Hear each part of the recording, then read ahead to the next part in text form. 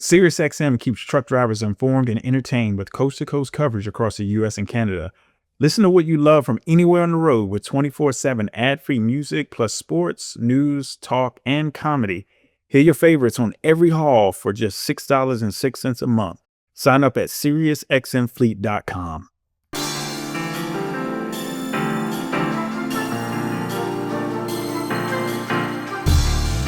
Welcome to The Long Haul, the podcast dedicated to empowering small carriers and owner-operators to drive their business forward. I'm your host, Adam Wingfield, bringing you insights from industry leaders, real-world success stories, and strategies to help you navigate the road to profitability.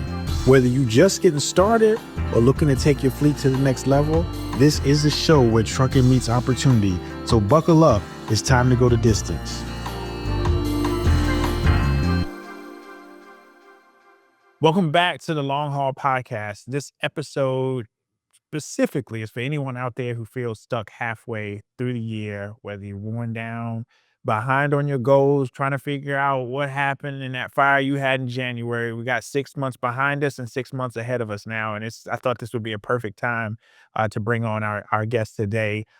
Nick Klingensmith spent nearly 2 decades building high-performance freight sales teams before stepping into his current lane as a motivational speaker, endurance athlete, and author of Selling Inspires. He knows what it takes to rebuild momentum when things get hard, and today he's bringing that same mindset to the world of trucking and small business.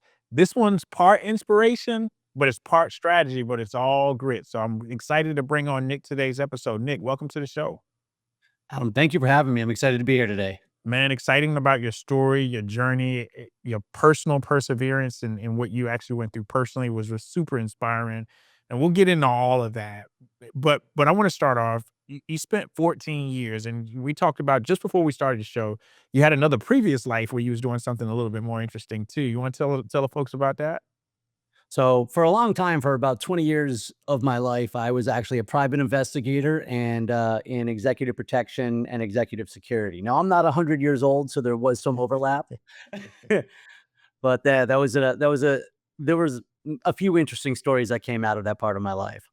You spent 14 years leading sales at one of the biggest names in logistics. What made you walk away and start something that's about mindset? What was the catalyst to that?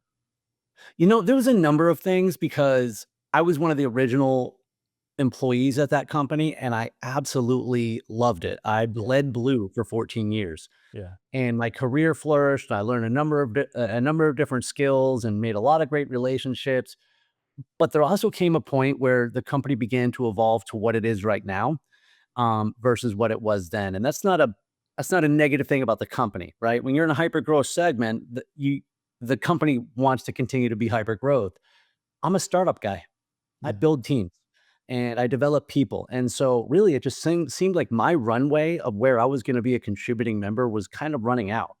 And so, yeah, I felt, and I talk about this a little bit in Selling Inspired, where I felt that conflict where I felt like I was supposed to be doing something else and doing more, but I wasn't really taking that first step towards it. And so, because I had a lot of respect for the people that I work for, I told them that I was unhappy and thought it was time to go. And so I actually left under very good terms, but I didn't know what it was that I was going to do. It actually took several years of sales consulting, recruiting, building up more logistics teams. And it was really the evolution of my mindset and being able to take a step back from those 14 years and look back into my past and then see the different areas where I could have been better, where I could develop and take all that stuff that I learned from my personal journey and actually turn it into about mindset and something that can impact me professionally. Now you've earned your stripes, and really I want to talk about that a little bit. You talk about perseverance, you talk about mindset, going through certain things, and this episode is for small carrier. The mindset is small carrier, really setting those goals, really kind of get into the next level. But in order to be able to position yourself for that, you have to go through certain things in order to frame your mind, to craft your mind to be that person. You're wearing pink today, and that's very, very intentional. How about take the listeners back a few through that journey on where you are today and some of those, and I'm gonna let you tell a story, exactly what really got you through that mindset of being able to persevere. Well, yes, I'm wearing pink today in support of Men Wear Pink, and I'm fundraising for the American Cancer Society in the fight against breast cancer. And 20 years 20 years ago, January, I was diagnosed with cancer for the first time. Now, it wasn't breast cancer. My story is about thyroid cancer, sarcoma, type 1 diabetes, alcoholism, nerve damage, sleep apnea, meningitis, COVID, several injuries. The list continues. But here's the thing, I wish I could tell you that when I was going through all that, when I was going through the diagnosis, when I was going through treatment, when I was going through all that massive uncertainty about knowing what's gonna go on in your life, I wasn't the person that I am now. It wasn't about perseverance and resilience. I was a victim. I was angry, I was scared, I was exhausted. It was about simply surviving. And I think that's a mindset that a lot of us carry, but I had to make the change ultimately where I realized that I was in survival mode, and that's no way to live a life. That's no way to run a business. We have to make a decision to thrive, and that was where my mindset began to change. So, when you think about this, you stepped into a role where you're teaching others to push through adversity. What was the turning point where you realized that endurance was not just physical, but it was also business wise too?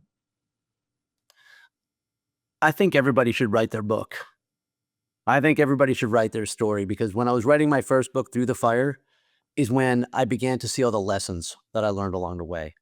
And so, my the adversity and things that I went through that I talk about mostly happened from about 2005 through present, really. And I started obstacle course racing in late 2016. And, throughout learning endurance and throughout pushing my limits, you start to get into you listen to other like-minded people and you embrace the suck and you step out of your comfort zone and you do hard things, but then you begin to see the impact on your life and on your mindset. So now and I don't like to use this word because I'm just a one-man show. I don't really want to say entrepreneur. I'm not necessarily building something, but as an entrepreneur or solopreneur or one person show, the mental endurance that is required for getting through a 33-mile mountain race is the exact mental endurance that's required for getting through an 8-hour day when you don't know where your next paycheck is coming from. Hmm. Tell me why. That's interesting that you say that. Every once in a while, sometimes people will say something like, life isn't a sprint, it's a marathon. Yeah. That's not true. Life is an ultra because marathon is a set distance. It's staffed and there's mile markers and there's nutrition and fuel and you can count on it every which way. An ultra takes place in the middle of nowhere. It's at least 30 miles. Sometimes you don't know how long it's going to be. Oftentimes they're not staffed. There's not a million people on the side of the trail. And anything that possibly can go wrong will. You will roll an ankle. You will run out of fuel. There will be something in the course. An ultra tests your mind above anything else because you can't possibly plan for every eventuality. You train physically, sure, but that's why a lot of times some of the videos I put out, anytime it's raining out, I can't wait to get outside and run because the most horrible environment is how I train my mind for it. And again, it's like if you can suffer through a 10-hour, 12-hour mountain race, I can sit through 45 minutes of cold calls. Yeah. Now you've been in the freight industry how long now? In terms of directly within when freight, give us a little bit of a breakdown on your time in the industry. So I started with Blue Grace Logistics before it was Blue Grace Logistics back in 2005. And I started as a sales rep. And back then we were selling LTL, a DHL reseller, and some truckload. Obviously, the company evolved where we no longer did the small parcel. And we really looked at ourselves as an LTL provider, maybe a technology company. And again, truckload was sort of a four-letter word for a long time. So I'm more of a solution salesperson. I'm a consultative salesperson. I like solving problems, asking questions, and trying to find a unique solution. So I loved LTL because there was a lot of different ways to look at that. Ultimately, though, as our company evolved, there was a time where my sales team kept complaining about our truckload operations to the point of critical mass. Mm. And so I never went to my boss with a problem without a solution, except this time. And I told him, I was like, I don't know what to do here. And so he actually sent me he said, all right, I want you to spend the next few weeks in the truckload department and come back and tell me everything that they need to do better. Well, I did, only this. It wasn't everything that they needed to do better. It was everything that me and my team needed to do better because I realized we didn't know how to sell it right. Mhm. We did not ask the right questions. We honestly, God, didn't know how it worked properly. And so I told Bobby all those things and all the things that I learned and all the things that my team needed to do better and how we could work together. And he was like, okay, good. That's your job now. And so I took over the truckload department. And you know what is unique about that though is that, you just mentioned something about self accountability, which as an entrepreneur, a lot of times, I hate to say it, but many entrepreneurs don't take that within their own. They always want to point out, oh, it's because of this that, we missed the mark this month, or the market's bad, or, this broker this, or, this factoring company or this shipper that. It's always kind of pointing that arrow outside. But a lot of times, when it comes to self improvement is usually the catalyst for success. There is that because here's the thing, I have no control over any of the other things you just said except myself. Yeah. And I was thinking about it this morning because, and this is a perfect day for this because here we are halfway through the year. And there are areas of my life, personally and professionally, where I'm coming up short. And Mhm. like anybody else, I get frustrated, I question, I doubt. And then I had to remind myself this morning that sometimes my job is simply the effort. My job is to take the Mm. swings. I'm not responsible for the results. Now I'm accountable for them. That's a whole different thing. But I have to take the swings regardless if I'm behind or not, regardless about how I feel about it. I set the goal. Now that doesn't mean you can't hit reset and we can't, make adjustments where we need to. But I will tell you one of the most dangerous things in the world for anybody is to hear all the stuff that you just talked about. And they hear it all day long. Market, economy, this, that, blah, blah, blah. Well, I'll tell you what, my bank account doesn't care about any of that. That's right. My bills don't care. My rent doesn't care, like nothing. So, regardless of if I hear all that noise, I create the excuse for me to stop making the effort. And who suffers? You, ultimately. Just me. Just you. Just me. Yeah, just And, you. Just you. when I look back at my time at Blue Gray, so I'm in this phase now where, when I first got sober, I look back at the first couple years of or the last few years of my drinking. And so as you evolve, you then look into your first few years of sobriety and you see where I could have been better. Now I look back over my career and I actually call myself out on this in Selling Inspired. In the very first chapter, I say, you know what? There was a point in my career where I replaced my greatest skill set, which was being that of a learner, for ego, where all of a sudden I was more about protecting what I built instead of building what I still can. And that comes with deflection. It comes with excuses. It comes with blame. And the thing is, when you start telling yourself these stories, you tell yourself more stories to back it up. And we point fingers and we create narratives in our head. And the next thing you know, you're actually living this lie where you are sabotaging every single move that you make. You can almost write a book just on that part where once you build a habit of accepting excuses, once you build a habit of deflection, it becomes you, and it becomes almost a poison to your growth. When you think about that. The crazy thing is it's July, right? When we look back at half the year's gone, a lot of small carriers set big goals.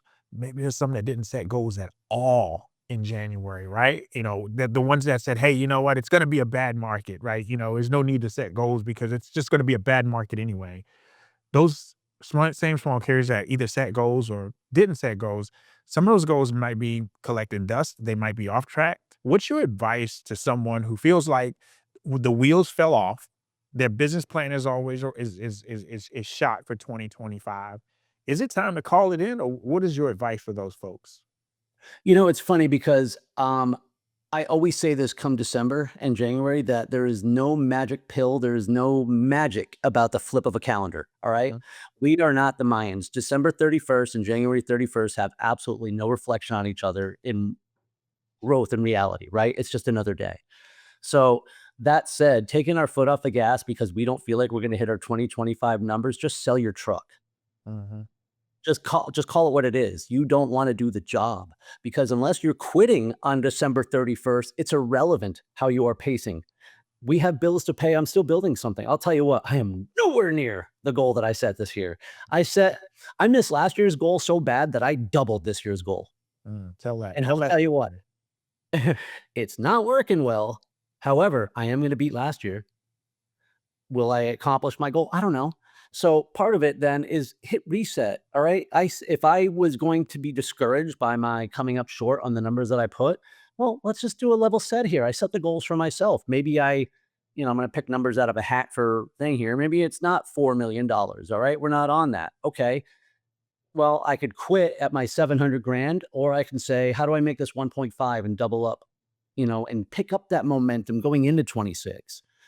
Excuses do not pay bills. That is one of the hardest things. I mean, I went to the pool today. I have sleep apnea, terrible night last night. I have a massive headache. I did not get enough oxygen to my brain last night, but I said I was going to go do 1,000 yards of drills. My job is the effort. My job is to show up and take the swings. So we can hit level set on our goals and make it something in reality. So that way you're at least attached to it, because having something so far out of reach. I always like to say when I ran the Boston Marathon, Mhm. my goal was to finish it. It wasn't to win it. Your job is the effort, and that's gonna be something that really kinda sticks and is gonna resonate with this episode and hoping it resonates with somebody, that's listening. What does a reset actually look like for a business owner, right? Some might say, "Okay, alright, cool. Middle of the year, I'm just gonna hit the reset button." Is it about hustle, clarity, letting go of the things that are actually not working? Like, in your mind, for a small carrier owner-operator on 1 truck or maybe 2 or 3 trucks, you say, "Hey, you know what? I might need to hit the reset button." What should that look like for a small carrier? It's everything you just said. And I'll tell you what, I start with a vision no matter what. And I don't think we should ever sell ourselves short. In fact, if you think your goal is wildly achievable, you didn't set a goal. You just set a task. It's just not scary enough. It's not scary enough. And it's not a true goal needs to be something that actually drives you to do something that you wouldn't without the goal. Mm, And so if you're and again, just making numbers up, if you think simply by showing up, you're going to do $1 million this year, well, why are you there? mm, What impact are you having on it? And now that, by the way, that's fine. If somebody's goal is to just maintain, that's for them. But for those who are in growth, how are we going to stretch ourselves? And so the reset comes by accepting that number one, accepting I am not where I want to be. mhm, There may be outside factors. This is number two. Of course, economy, market, storms, competition, customers. We've had that blowout. We had this fraud. We had this, oh, whatever. Those things are realistic factors that we should consider when setting our goal. Okay. But I am the one responsible for hitting it. So, what am I going to do about it now? Number one, I am not going to achieve the $4 million. Okay. So I can stop beating myself up. That's over. yeah, We hit reset. I let that go. yeah, Is 2 million out of the pocket though? No, it's not. Now, let's reverse engineer how we can get there. And so some of that, of course, is going to be what do we need to do different? And number one, yeah, what is the uncomfortable thing we have to do? The uncomfortable thing. I do this every single day. There are certain tasks that I do every day that are part of my routine because, and I'm candidly, it makes me feel good. yeah, And I'm like, dude, how does this one make you money? What's more important right now? You can do this at 6 o'clock at night, or you don't have to do it at all. So make an uncomfortable decision. Fire the customer that you don't need to. Raise the price on someone that you need to. Lower the price on someone that you need to. Stop going after bad freight and just let that one hang there for a minute. Right? mhm. What are the things that are going to help us achieve the goal and focus wildly on that and strip everything else away? Get wildly committed, even if you just break it down to what am I going to do this month? So now we're on that. So in that same breath, what role do those habits play in a turning a struggling operation around, especially when you're low on time? You might be low on cash, might not have, you might be already stressed in. So what about habits? You talk about efforts. Your job is your effort. You know what I mean? So what about habits? What part does that play into it? Well, the thing about effort is it becomes a habit. And, I am a good example of this because there's not a day go by that I don't take the swings I'm supposed to. And this is as old school as it gets. Mhm. I write them down. I love that. I love that. I love that. I write them down and I highlight the things that my day does not end until it's over. And I list them in the order. Some things are going to be time sensitive, right? So prepping for the show that I didn't do before had to happen this morning. All right. Some things are very important. I have to call my doctor about something that's going to happen immediately after this, right? But then what is the most important thing that I can do right now Yep. that gets me closer to my goals? And that's it. And it's a life. Whoever says life is about balance and work life balance, whatever, that's a myth. It's a myth. There's no such thing as balance. The only time you're balanced is when you're standing on your own 2 feet, standing still. It's about priorities. And if you are running a trucking company, a small carrier right now, your priority is putting miles on the trucks Yeah. and money in the pocket. Yeah. So what is standing in your way of that? Stop doing it, remove it, delegate it, delete it, whatever, make the uncomfortable decision, head down. Because here's also what we're going to find out when we focus on the wildly important, the most impactful things. Number one, they tend to work. And number two, we tend to have time for the other thing. But one other thing about hitting reset is that when we focus specifically on the system and process, right? What is the 5 things I'm going to do every day? We also get to see what isn't working quicker. If you are doing sort of a scattered approach to, well, I think this works, I think this works, you have no data, no idea if your system or process is working at all. But when you get actually create a system about it and you start running that system, then you can start to see what works and what doesn't. And you can make actionable changes along the way rather than waiting until January and say, well, that was stupid. You know, the crazy thing about that is that you're big on endurance and physical, mental, emotional, that whole thing of just overall endurance and just kind of pushing through. How does that apply to the grind of running trucks? You know, when you talk about running trucks and managing people, what does that apply to from your perspective as from a motivational, inspirational perspective? Just to make it relatable, let me give you 10 seconds of how I spend my day. I'm a Yeah. salesperson now. Mhm. Right? I mean, I was in sales leadership for so long, and now I went off on my own that I'm a 22-year-old kid cold calling all over again. Yeah. And a lot of it, so let me just take a small carrier who's been working with brokers and a couple customers here and there, and they're saying, you know what, I need to venture out and go get my own freight now. What are the things that I need to do different? So I spend the day planning and then simply hammering out the phone, the email, sending out messages, refining messages, getting feedback from people. Mhm. The mental endurance is about doing things that suck for a long period of Oh, yeah. time. Oh, yeah. And I thought about that, yesterday because I did a 2.5 hour bike ride and, I'm ramping up for a 70.3 Ironman right now. It was 90% humidity. All right. I was trying to have an easy ride. My heart's jumping out of my chest at like a buck 50. Mm. I've lost almost 2,000 milliliters of sweat in that amount of time. I mean, I accomplished suffering. And I just said to myself, man, if I can do this, it is not that hard to press a button for 2.5 hours. And it's certainly not that hard to pick up the phone and make a couple phone calls. And some of it, by the way, has to do with the expectation because the reason I talked about myself for a second, 5 years from now, I'm still going to be doing the same thing. I'm going to be grinding, grinding, grinding for that gig. I mean, that's the job. It's not going to change. And this goes to all salespeople too. There's no time where you hit the top of the mountain and you don't have to work anymore.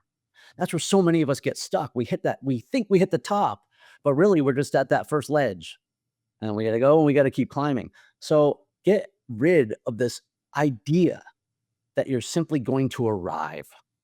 The grind is the job. That's what we signed up for. So eliminate these expectations that it is going to change and continue to find a way of mastering it and making the things that we don't like just habits. Somebody, I think it was Michael Lombard, talked about the other day. Um, mention how the things that we do by habit, part of the reason we create the habit is it's like the brain's way of conserving energy. So if prospecting for business, if making certain calls, if making certain activities or things that really just tax your brain, Yeah.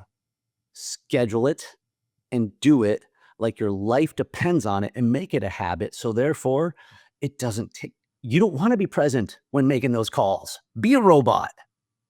You know, the crazy thing is too, man, is you talked about in the beginning of the episode, man, you wasn't born a salesperson. You was a private investigator. You had to condition yourself to get out and do those hard stuff, do the stuff that you don't, obviously the things that make you successful, you could debate it all day if you want to. But the things that make you successful is doing the hard things over and over and over again. Nobody likes to go work out for an hour and a half, 2 hours a day, beating yourself up, or nobody likes practice. You want the results, but you don't want the work real that goes in between that. And then a lot of times, small carriers, they think that they can pick up a telephone or hey, I tried emailing 2 or 3 brokers to see if I can get more direct freight, or I called 3 or 4 or 5 shippers and they said no, they just wanna work with mega carriers. So I'm just gonna leave that as it is. All shippers only wanna work with larger carriers. What do you say to someone that built their business from scratch, but they're starting to feel worn out? They're hitting this wall, like, all right, I get it, Nick. You said endure. Man, I done called 100 shippers and I'm still getting the same responses. Nobody wants to work with me. What do you say to someone like that? All right, I'm gonna come at this from 2 parts because number 1, on the mental part, okay? Give yourself some grace. Sometimes we have to hit reset, meaning that, yeah, go take a walk around the park, take a day off, go do a theme park, go take the dogs out. I don't know, do something to make yourself feel alive and just not in the suck for a minute, Mhm. and then get back to it. However, reset the vision. We're in that because you've been pressing the same button, grinding away for so long, and you probably accomplished what you set out to a long time ago and you forgot. You don't even remember that you achieved that mountain. You know, it's funny. And how many college graduates, like, just they die in their careers right after college? Because you climb that mountain Yeah. and they don't know what to do. So pick a new vision at this point. You built something, you've been successful. Now what do you want it to look like? And this is where I talk about the non-tangible things, okay? You have to change the vision. It can't just be about what it was before. Maybe you want to create a brand or a legacy now. Maybe you do want to find a way to work less. Or maybe it is about making profits for other people. But what is this that you're doing now? What is the purpose behind it? Because whatever got you here, but it's not going to get you there. You're Not gonna burned out do it. chasing it. I love the fact that you brought that up because let me tell you, time and time again, I think it's an old cliche, but it's so important to understand that what got you here is not going to get you there. Like what got you the truck that you're sitting behind that was able to, that you were able to afford that truck is not going to get you to the next stage and next phase in your entrepreneurial journey. If your entrepreneurial journey is to grow scale, if your entrepreneurial journey is to diversify your overall logistic operations, like, whatever got you here is not gonna get you there, and, Nick, you talked about those habits and things like that, that I think they're really, really important. So, when you think about endurance principles, and specifically, what's one endurance principle you've learned from sports, from the things that you've endured in your lifetime that transfer directly to the back office of a trucking business? You know, I learned this one the hard way one day, and I read about it in Selling Inspired. I had gone out for like a 15-mile run, and it was August in Florida, and Ooh, yeah, it was humidity, man. it was humidity, and I was stupid wearing a hydration pack, which was like a sweater. And Mhm. mile 11, I texted my wife to come pick me up, Mm. and I was like, I'm done. And so she was about 10 minutes away, and I could have just stood there. Instead, I was like, you know what? I'm just going to go grit out one more mile. Now, chances are I didn't get any physical benefit from that. I was massively dehydrated. It was a slow mile. My muscles were all like whatever. But mentally, I made a decision to do something that sucks.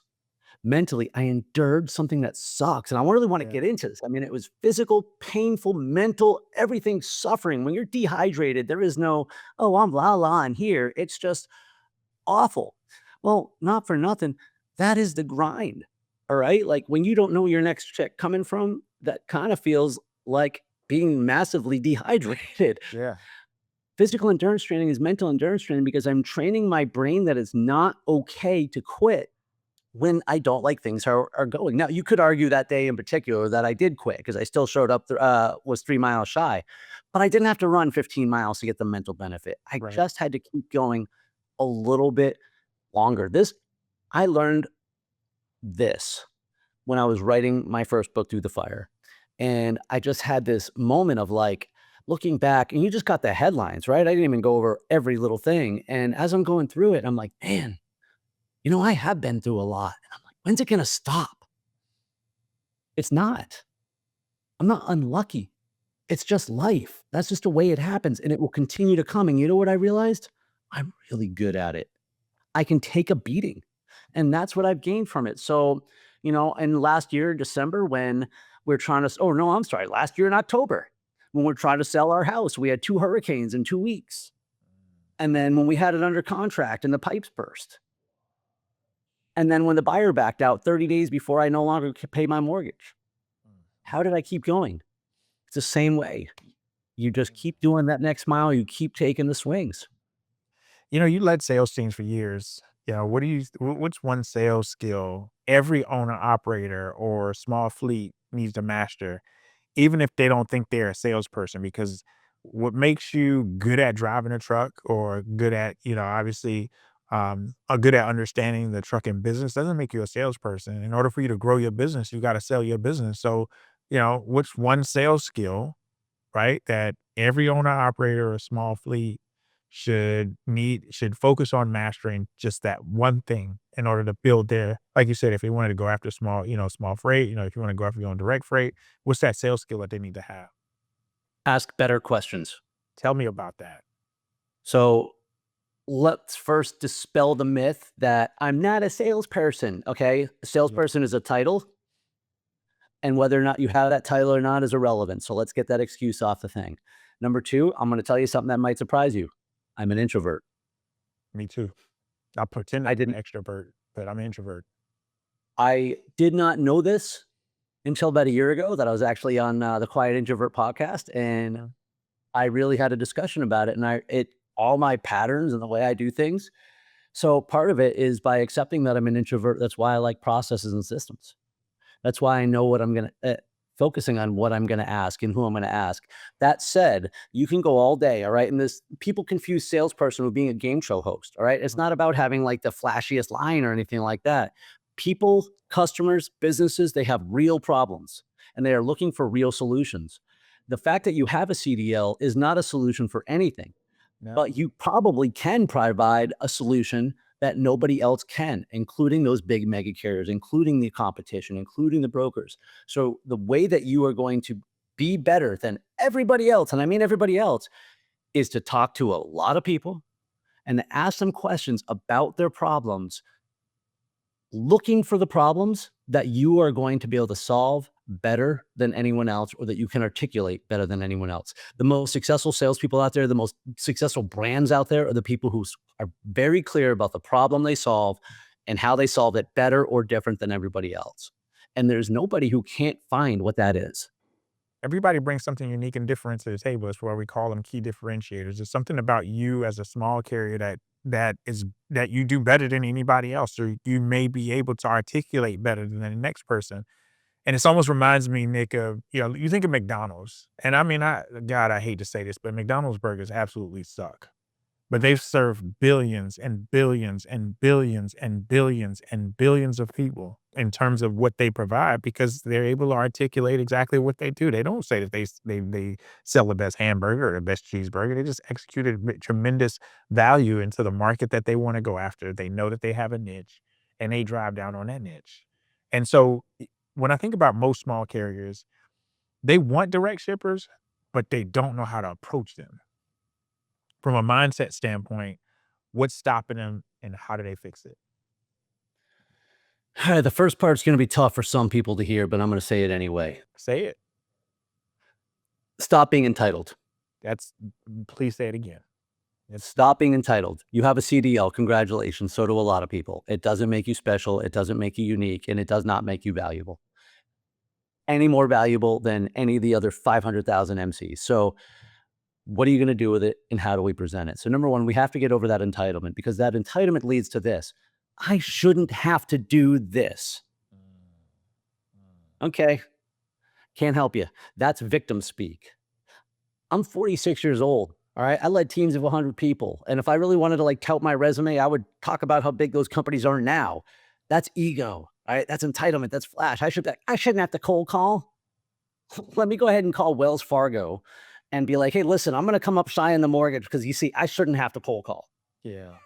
All right. It doesn't work that way. You built it. You are the leader. It is your job to sell it. So it's not only should you have to, you should have to above all else. But this is where we need to get out of our head. Prospecting, cold calling, introducing people, right? Whatever you want to call it, it's not selling. It shouldn't be selling. People who sell on cold calls are bad salespeople and they ruin it for the rest of us. Prospecting is about identifying prospects. So to the small carrier who says, I only want to work on these 3 lanes, that's not a bad thing. You just got to find the customers who ship those 3 lanes. Yeah. It takes more activity. If you want to go and open up your network and chase freight all over the place, like that's fine too. But then Mhm. what's your differentiator? So it is a little bit of a David and Goliath, right? If you're what are the things that you think are actually working against you can be done for your advantage. But it comes down to you have to do the work if you want to succeed and then get rid of those excuses. It doesn't have to be so hard. It's also not a personal indictment of you. That's as a speaker now, right? And it's not like I'm an astronaut or an engineer or somebody who built 7-figure companies and that's what I talk about. I am the product. I Mhm. am the story. And so it is personal. And I still have to get over it and make the next call. Man, I love what you said in the beginning. It might be a tough pill to swallow for a lot, but let's be realistic about it. That entitlement is usually what really is the biggest roadblock and for you to take the next step because you're expecting everything to come to you for nothing, And I'm not going to say for nothing because I don't want to marginalize, being a CDL holder as well. I don't want to marginalize what it took for me to be able to get my CDL. But what got me there is not going to get me where I want to go. So why would I hold that as entitlement on what I expect for me to be able to take it to the next level? And so, like, in all honesty, you mentioned something that's really key as far as strategy going after that shipper.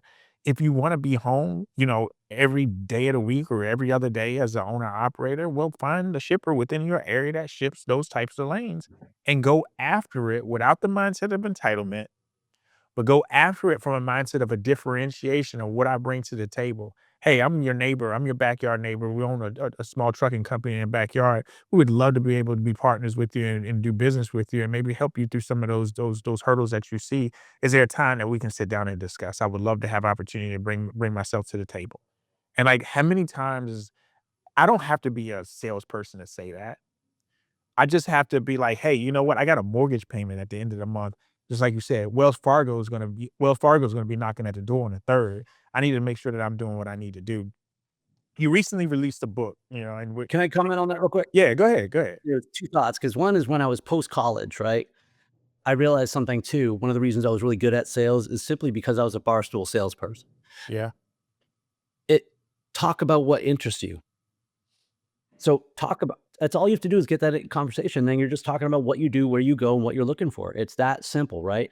The second part of this though is everything you just said, but also tack on. If they're like, "Oh, well, we ship all over. We need people to ship everywhere." But okay, well, let me ask you a question.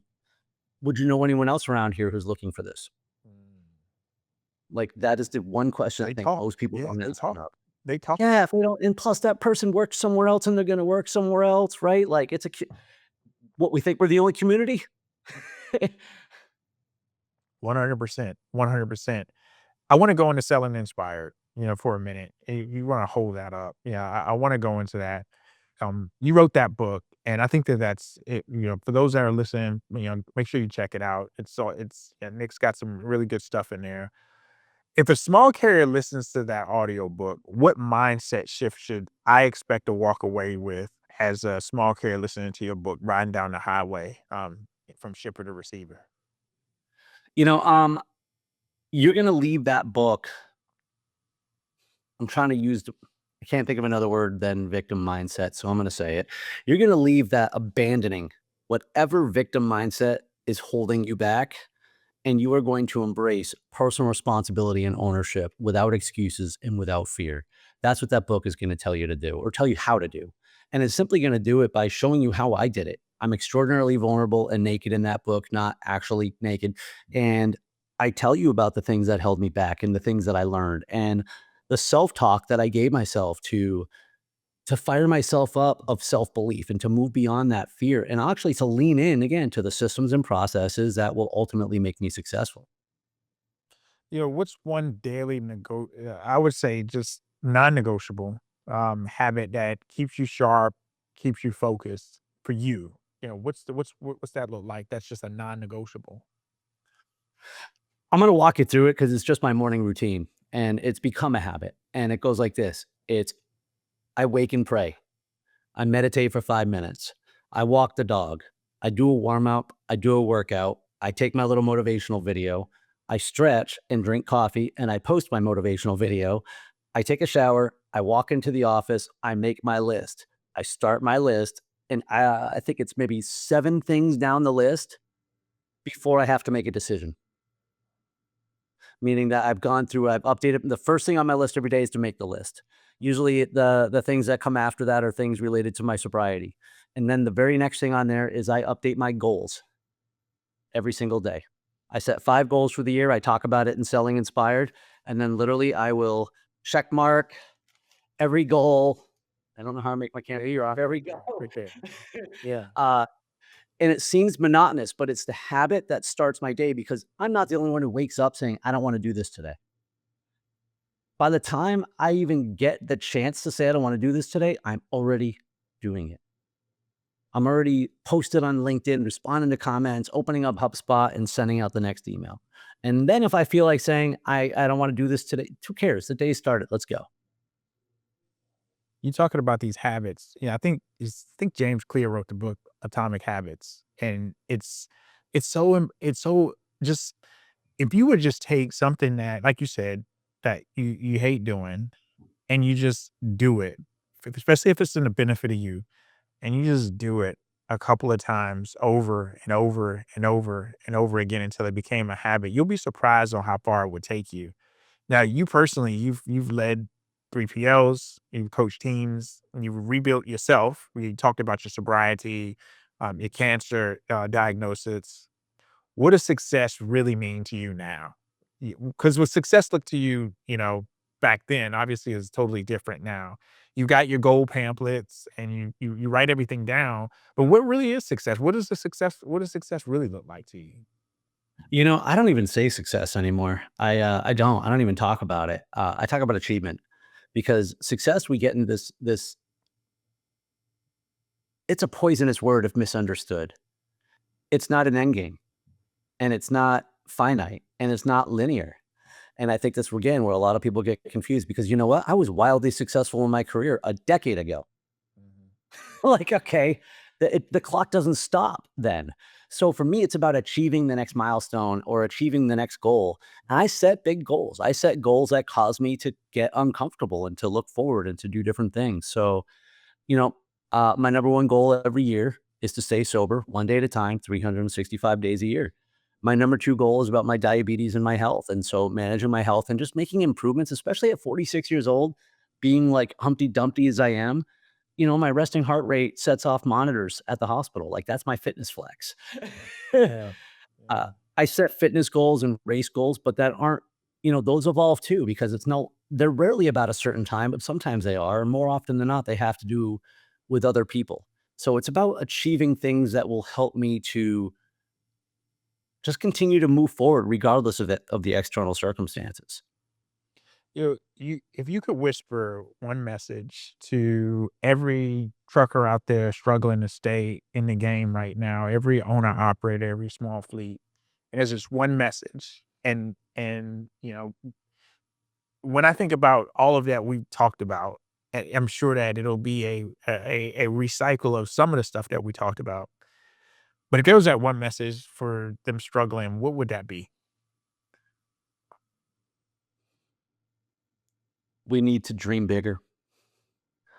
And I mean that what happens when we start to shrink is we start shrinking our goals and we start shrinking ourselves and our mindset. And when you think small, you act small and you're going to achieve small. Dream bigger, ratchet up expectations. And I mean, have an unwavering belief in your overwhelming success. Otherwise, there is no reason to get up. So, if right now we're thinking about how do I put the trucks on the road tomorrow? How do I pay rent? How do I do this? Then we're not dreaming big enough. We need to think beyond the problems that we're having today, or we're going to be stuck with the problems that we're having today. What about the people who say that that's easier said than done, Nick? Hey, that sounds easy from your seat. What about those folks? How do you fire those folks up? So I will tell you, of course, it's easier said than done. Every once in a while, somebody will contact me, message me if I put a message out about positivity. They're like, "Oh, it's so easy to say that." I'm like, "Yeah, of course it's easy to say that. Negativity is easy. Mm, Negativity comes so easy, but it's perilous. All right. Here's the thing about a positive attitude and choosing positivity, it's not a one time deal, it's not naive No. either. I have to choose to think positive 8 to 10,000 times a day. All right. Mm. So do you. But I will tell you that even you have to say it enough times till you believe it. And why not? You're already in repetition every day right now. This sucks. This sucks. The market sucks. Nobody's paying me. Oh, the fraud. This sucks. Well, then guess what? It sucks. Why not? And just hear me out. Why not try it the other way? Why not just change the story, change the narrative? You will believe what you begin to tell yourself after a while. Now, here's the thing: when I say I'm naive, it's not naive, right? What if I'm wrong? What if I What if I'm wrong? We think positive and a catastrophic event happens at the end of the year. It was going to happen anyway. yeah. So would you rather suffer for 6 months or at least try to think positively for 6 months? You're the one who has to live in that head. That's incredible, Nick. And if you could hold that book up one more time, for those that are watching, for those that are listening, selling inspired, you can grab this off the bookshelves. Make sure you take that opportunity. Is it available through Audible? Can they listen to it audio? It is. I actually it's on Amazon and paperback and Kindle, and then I did make the Audible version right before BCS for our truck drivers and sales reps. Awesome, awesome, awesome. Well, if anybody wanted to get in contact with you as we close, what would be the best ways to get in contact with you? Or share your contact points. What you bring to the table in terms of motivation, your messaging, and just your energy, man. It's just infectious. How can folks be part of that? I am everywhere on the internet at nick@stridemotivation.com or any social media at Stride Motivation. Big shout out to you and big shout out to Nick Klingensmith. I almost messed that up for bringing the energy, the mindset, the realness. If your goals fell off track somewhere between January and now, it's not too late to hit the reset on the GPS. This journey is mental just as much as it's physical. And don't wait till Q4 to make a move. Start showing up like a CEO now. Grabs Nick's book, Selling Inspired, and follow him on social. It might be the fire you've been missing. Nick, thank you so much for joining us on this episode of The Long Haul. And to all my listeners, stay motivated, stay encouraged, and remember, just like Nick said, the most important thing to understand is that your job is the effort, and make sure that you put 100% overtime if you have to do that in order to get the effort where it needs to be. See you on the next episode, and thank you for joining us today. Here's the next episode of Long Haul.